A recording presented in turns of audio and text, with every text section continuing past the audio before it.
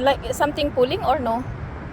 Gandang araw. Hindi ko alam kung anong nakain ni Nico at nagiya siyang mamingwit. Dahil nga sa wala kaming kagamitan, naisip kong mag-order online. Pero nagbago ang isip ko kasi mas magandang mamili ng personal. Nakarating na nga kami dito sa pamilihan. At tara, pasok tayo at itur ko kayo. Ito ang Dragon Mart Mall. Iba't ibang klase ang binibenta dito. May gamit sa bahay, damit, medical supplies, chandelier, mga ilaw, makinarya, scooters, bisikleta, laruan. Wala kayatang hindi na mahahanap dito. Kaya paniguradong ang pamingwit na kailangan namin ay available dito. Sa kakaikot, nadaanan namin ang Thai mango na ito. Gusto ko sanang bumili pero pagkamahal. At nakita namin itong information desk kaya minabuti naming magtanong na rin. At ang galing, memoryado ng receptionist kung saan ang shop na kailangang puntahan. At narating na nga namin itong Gold Island Shop. Hindi na kami nagpatumpik-tumpik pa. Pumasok na kami at hinanap ang aming mga kailangan. Medyo nalula nga lang ako sa dami ng pagpipilian. At di na ako magkakaila. Hindi ko talaga alam ang mga yan. Basic lang naman kasi ang gamit namin sa probinsya. Yung hook lang na nakatali sa kawayan. At hayan, ang dami pa nilang accessories dito. Katulad na lang nito.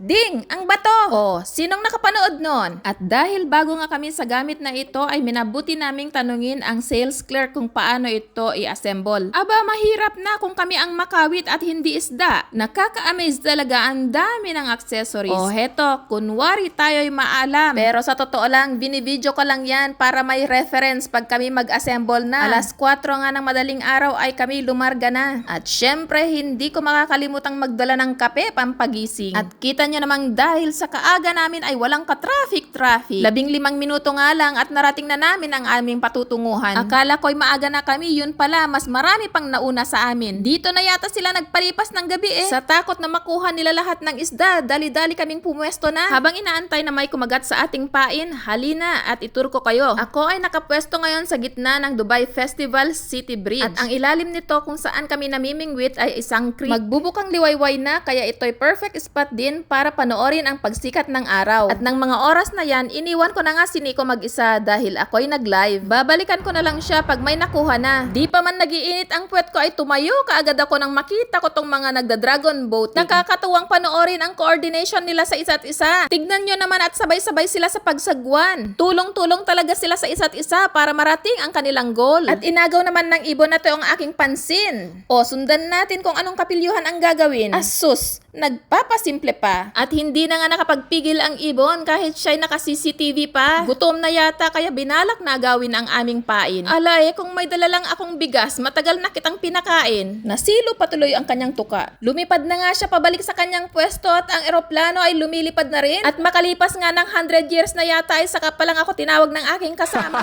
Na-excite naman ako, parang malaki yata ang huli. Pero teka, mali yata ako ng akala. Something pulling or no? Hay nako, yung malaking bato na yata ang nabingwit niya. At ang ending, naiwan ang hook at nawala ang bato ni Darna. At si Nemo ay nakawala. Follow us for more.